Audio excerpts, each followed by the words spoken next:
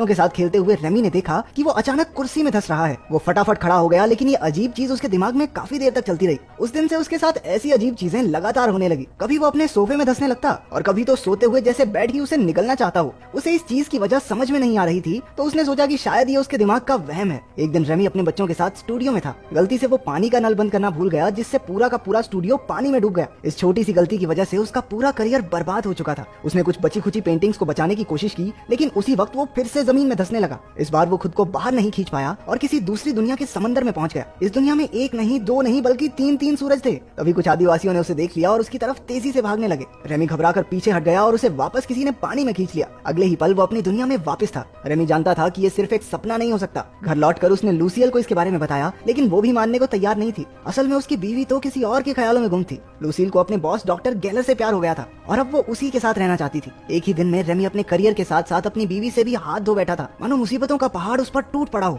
Ramie ने फिर भी उससे शांति से बात करके प्रॉब्लम सॉल्व करने की कोशिश की, लेकिन लूसील तो डॉक्टर गेलर को उससे मिलाने के लिए घर ही ले आई थी। ये सब क्या चल रहा है? आशिक को पति से मिलाने घर ले आई? डर नहीं लगता इस औरत को? रेमी ने बिना कुछ कहे उन्हें अपनी मर्जी करने दी। उसने हताश होकर कहा कि वो कुछ ही दिनों में घर छोड़कर चला जाएगा। इसके बाद वो अपने परिवार के पास मदद मांगने पहुंचा। उन्होंने भी कुछ देर उसकी बात सुनी, लेकिन किसी ने ज्यादा ध्यान नहीं दिया। निराश होकर रेमी कॉफी बनाने के लिए रसोई में चला गया। एक बार फिर से अजीबोगरीब चीजें होने लगी। घर की बिल्ली अचानक हवा में ही जम गई। रेमी ने उसे पकड़कर इधर उधर घुमाया, लेकिन वो तो जैसे खिलौना बन गई थी। उसने अपने परिवार को आवाज लगाई, लेकिन उसे एहसास हुआ कि उसके आसपास की सारी चीजें थम सी गई हैं। समय एक ही जगह पर रुक चुका था। जमीन भी धीरे धीरे लिक्विड बनने लगी और रेमी एक बार फिर से उसमें धंसता जा रहा था। आंख खुली तो उसने देखा कि वो जंगल के बीचों बीच था। उसने आगे चलकर देखा कि कुछ आदिवासी एक जानवर को मारकर पका रहे थे। उसने उनसे मदद मांगी, लेकिन वो रेमी को ही अपना खाना बनाने के लिए उसके पीछे भागने लगे। रेमी भी अपनी जान बचाने के लिए ट्रेन की स्पीड से भागा। कुछ ही देर में वो एक गांव में पहुंचा और एक गुफा में जाकर छिप गया। तभी एक जोरदार शक्ति ने उसे वापस खींच लिया और वो धड़ाम से अपने घर में जाकर गिरा।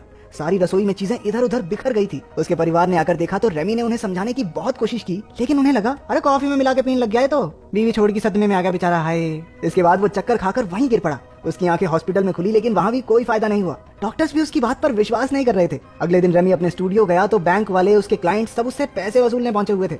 अचानक से उन सब ने बोलना हिलना बंद कर दिया। इससे पहले कि रेमी को कुछ समझ आता, वो फिर से जमीन में धंसना शुरू हो गया। उसने खुद को रोकने की काफी कोशिश की, लेकिन वो तीसरी बार दूसरी दुनिया में पहुंच ही गया। वो एक पेड़ पर एक टोकरी में बैठा था और सभी आदिवासी उसकी तरफ खुशी से देख रहे थे। ऐसा लग रहा था मानो वो सब उसी का इंतजार कर रहे हों। इशारों इशारों में उसे समझ आया कि वो सब उसे उड़ता हुआ देखना चाहते थे। 50 रुपए दिए, जब तक ये उड़ेगा नहीं मैं घर नहीं जाऊंगा। रेमी ने भी जोश में आकर उड़ने की कोशिश की, लेकिन मुंह के बल गिरा। उन्होंने जबरदस्ती उसे एक हरे रंग का जादुई फल खिला दिया, जिससे अचानक वो एक दूसरे की बातें आराम से समझने लगे। फिर कबीले के सरदार ने उन्हें समझाया कि वो आखिर उनकी दुनिया तक पहुंचा कैसे। असल में सभी आदिवासी जोटैन नाम के एक भयानक राक्षस से परेशान थे। वो किसी को भी उठाता और मारकर खा जाता था। कबीले के विद्वानों ने पता लगाया कि उनकी एक पुरानी किताब के हिसाब से दूसरी दुनिया का एक आदमी ही उन्हें राक्षस से बचा सकता है। इसलिए वो तंत्र मंत्र से उस हीरो को अपनी दुनिया में लाने की कोशिश में लगे थे। रेमी के साथ वो अजीबोगरीब घटनाएं भी इसलिए हो रही थी क्योंकि वो ही उस कबीले का रक्षक है। लेकिन जो आदमी अपनी बीवी के आशिक को नहीं पीट पाया, वो राक्षस को क्या मारेगा? उसने कबीले की मदद करने से साफ इनकार कर दिया। लेकिन आदिवासियों ने उसका मन बनाने के लिए उसे एक चट्टान से उल्टा लटका दिया। फिर उसे एक गुफा में रखा गया, जहाँ बैठकर उसे राक्षस से लड़ने का प्लान सोचना था। भूख लगने के कारण रेमी ने जैसे ही वहाँ रखा एक तरबूज उठाया, वो वापस अपनी दुनिया में पहुंच गया। इस बार उसने लोगों को अपनी कहानी बताई ही नहीं।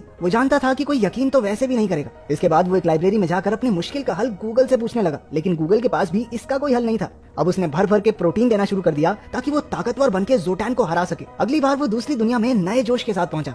कबीले वालों ने उसे एक तलवार दी और जोटैन से बचने की तरकीब के बारे में पूछा। उसने सभी आदिवासियों को एक नए गांव में बसने को कहा और रास्ते में उनकी सुरक्षा करने का वादा किया। उनकी मान्यता थी कि जो भी गांव की सरहद के बाहर कदम रखेगा, उस पर आसमान से बिजली गिर जाएगी। रेमी ने सबसे पहले सरहद पार करके दिखाई कि कुछ नहीं होगा, और देखते ही देखते उसके पीछे सारा गाँव चलने लगा। अब सबको यकीन हो गया था कि रेमी ही उनका हीरो है। कुछ घंटों बाद जोटैन के 2 आदमियों ने उनका रास्ता रोक लिया। उन्होंने सबको गाँव लौट जाने को कहा, लेकिन रेमी ने उनका बहादुरी से मुकाबला किया और तुक्के से एक को तो मार भी दिया।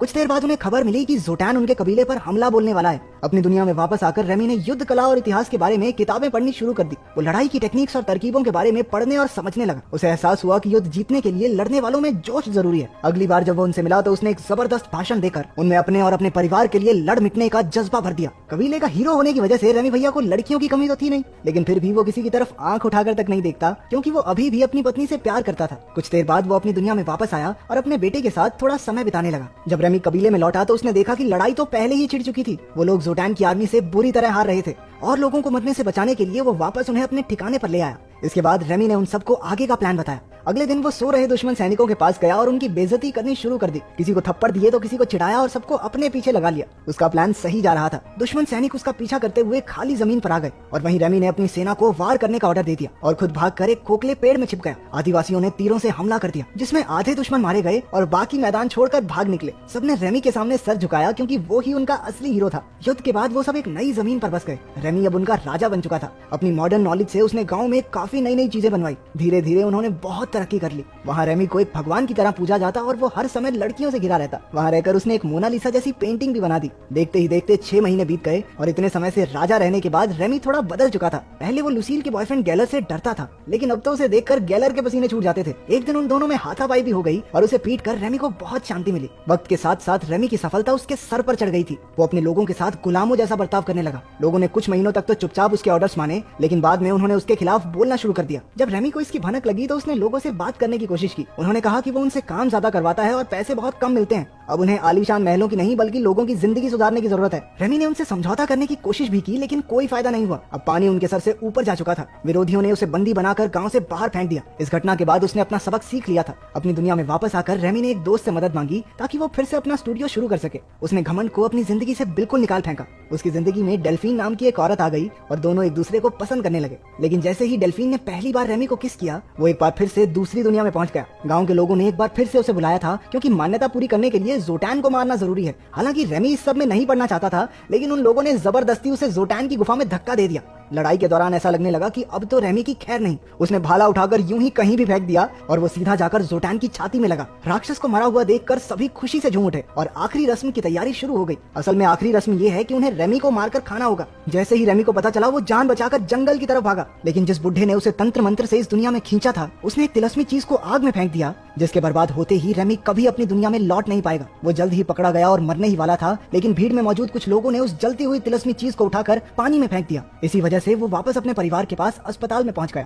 लुसील और डेल्फीन दोनों वहीं मौजूद थी। जब डेल्फीन को पता चला कि उनका डाइवोर्स अभी फाइनल नहीं हुआ है, तो उसने फिलहाल रेमी से दूर रहना ही सही समझा। उसे मरता देखकर लुसील को एहसास हुआ कि वो अब भी रेमी से ही प्यार करती है और वो बॉस के साथ चक्कर तो उसकी बहुत बड़ी गलती थी। कितनी दोगली औरत है ये। लेकिन अपने सख्त लौंडे रेमी ने कहा, ओके दीदी बाय। उधर दूसरी दुनिया में आदिवासियों ने रेमी का बहुत बड़ा स्टैचू बनाकर अपने हीरो के रूप में उसे याद किया। आखिर में हम देखते हैं कि लुसील और रेमी एक बीच पर अपने बच्चों के साथ थे। उन्होंने एक बार फिर से एक नई जिंदगी